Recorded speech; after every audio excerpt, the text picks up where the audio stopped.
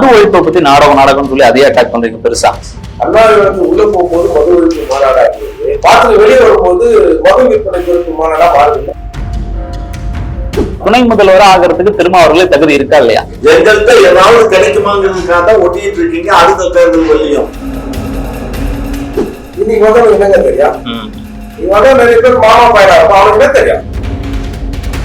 நீ திமுக அடிமையா இருக்குன்னு நான் முதல்வர் கேட்கிறதே உங்க அந்த தகுதி இல்லைன்ற.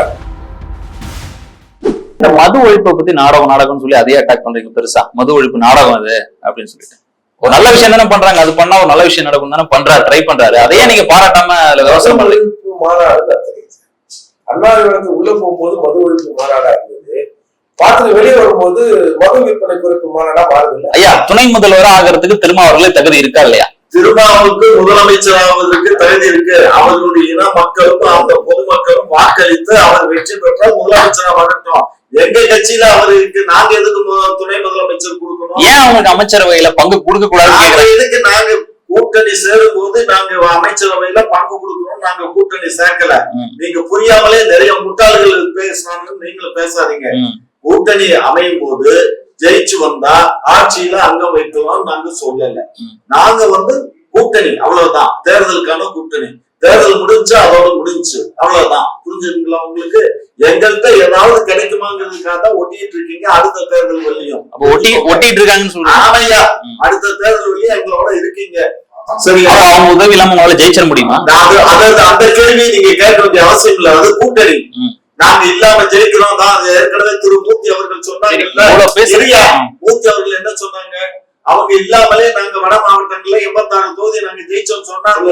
2026 தேர்தல தனித்து நீங்க நிப்பீங்க, நாங்க தனிச்சு நிக்கிறோம், கூட்டணியில நிக்கிறோம். அது எங்க கட்சியினுடைய முடிவு, எங்க தலைவருடைய முடிவு, எங்களோட முடிவு. அதான் சொல்றதுக்கு உங்களுக்கு எந்த விதமான ரைட்ஸ் கிடையாது. புரிஞ்சுதுங்களா? இல்ல இப்ப சொன்னீங்களா சார், அதுக்காக தான் திருமா அவர்கள் நாங்க எந்த அவசியம் கிடையாது. அப்ப நாங்க சொல்றோம் பாருங்க, ஆட்சியில் அங்கம் வைக்க முடியாது, ஆட்சியில் பங்கு கிடையாது.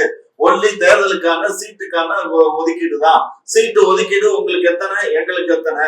நீங்க ஜெயிச்சு வந்தா நாங்க ஆட்சியில அங்க வைக்கலாமா அப்படின்னு நீங்க கேட்டா இல்ல போனோம். அதிகாரத்துக்கு அவங்க வரக்கூடாதான்னு கேக்குறாங்க. நாங்க அதிகாரத்துக்கு தாராளமா வரட்டும். அவங்களுக்கு மக்கள் வாக்களிச்சா அவங்க வரட்டும்.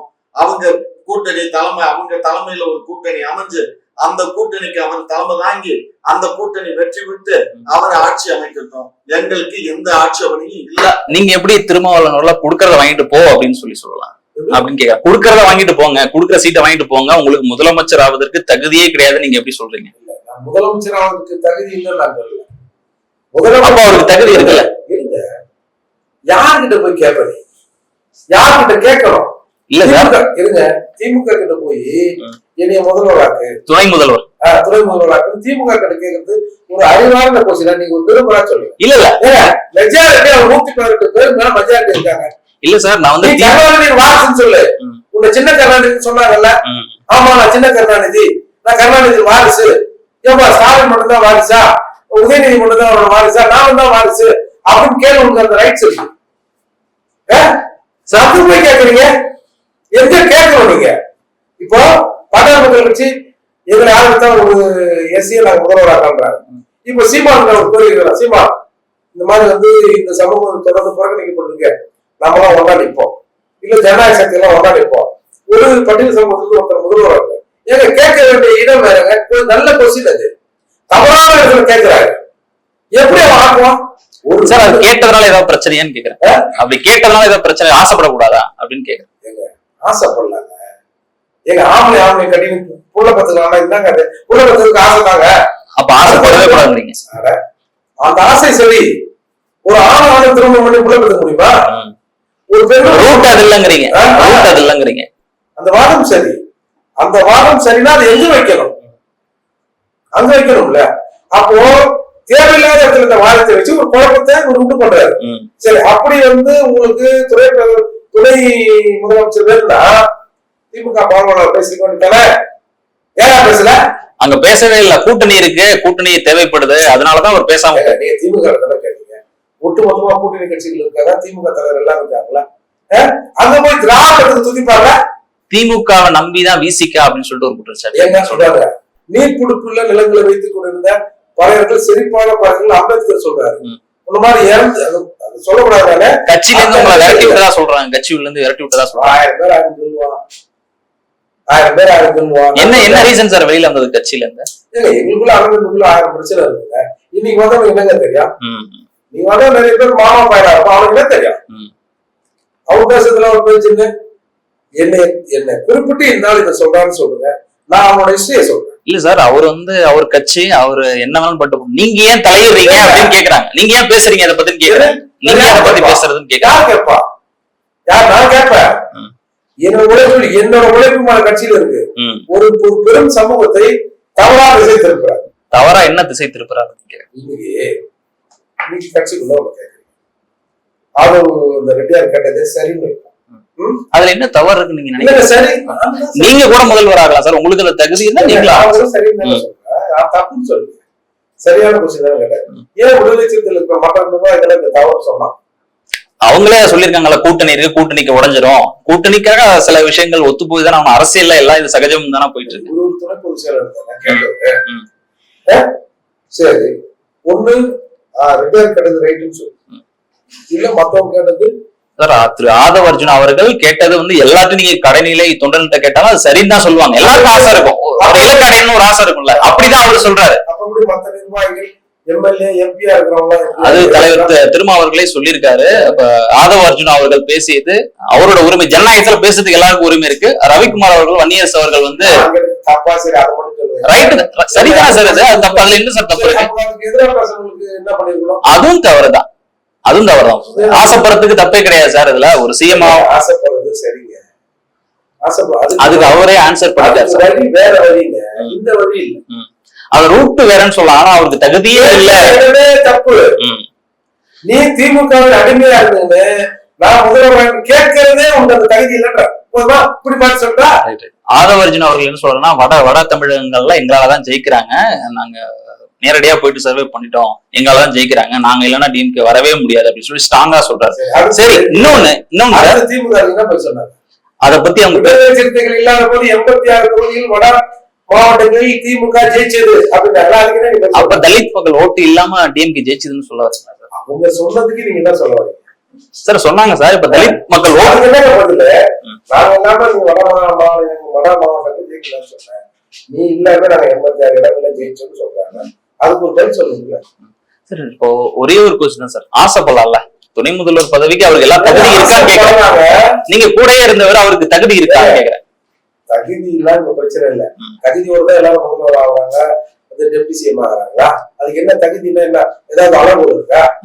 அது இல்ல, ஆகலாம், யார் வேணாலும் ஆகலாம். நாளைக்கு சகிலா கூட ஆகலாம். சகிலா எப்படி மக்கள் ஏத்துப்பாங்கன்னு தெரியாது, ஆனா அவரு ஒரு கட்சி நடத்துற இப்ப விஜய் சொல்லலையா, அவர் நடிகை தானே, சகிலா கூட நடிகை தானே, நாளைக்கு அது கூட சொல்லலாம். அது எல்லாருக்கும் உரிமை இருக்கு. அதாவது புத்தி சுவாதீனம் உள்ள எல்லாருக்கும் அந்த உரிமை இருக்கு. நீங்க பாட்டாளி மக்கள் கட்சி ராமதாஸ் அவர்களை விமர்சனம் செய்யறதே கிடையாது, அவரை பத்தி எதுவும் பேசுறது கிடையாது. ஏங்க இந்த ரெண்டு சமூகத்துக்குள்ள ஒரு ஒத்துமை வரணும் நிலவிக்கிறாங்க.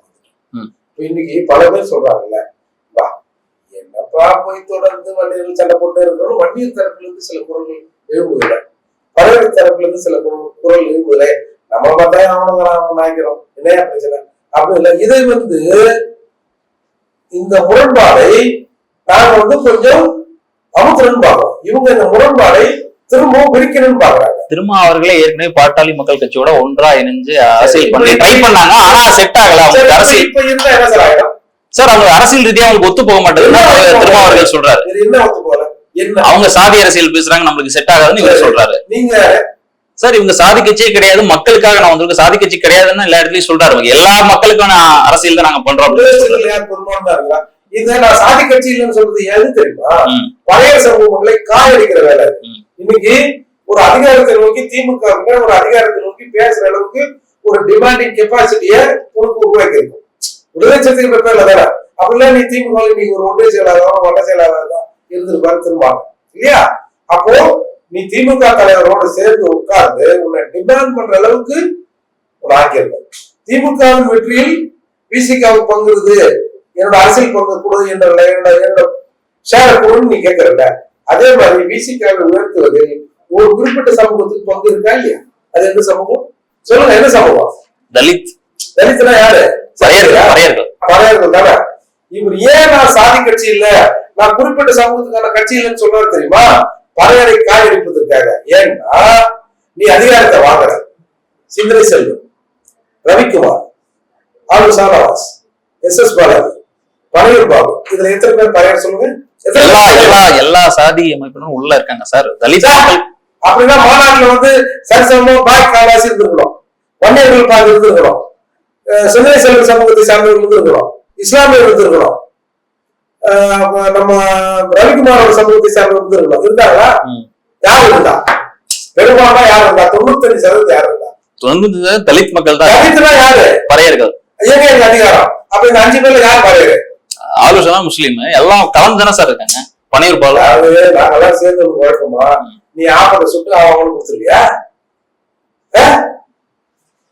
இந்த கோவத்துல தான் நீங்க பேசுறீங்க. அப்படி இந்த கோவத்துல ஒரு நியாயம் உழைப்புல திமுக வெற்றி பெற்றிருக்கு, எனக்கு பங்கு வேணும்னு கேட்கிறேன்.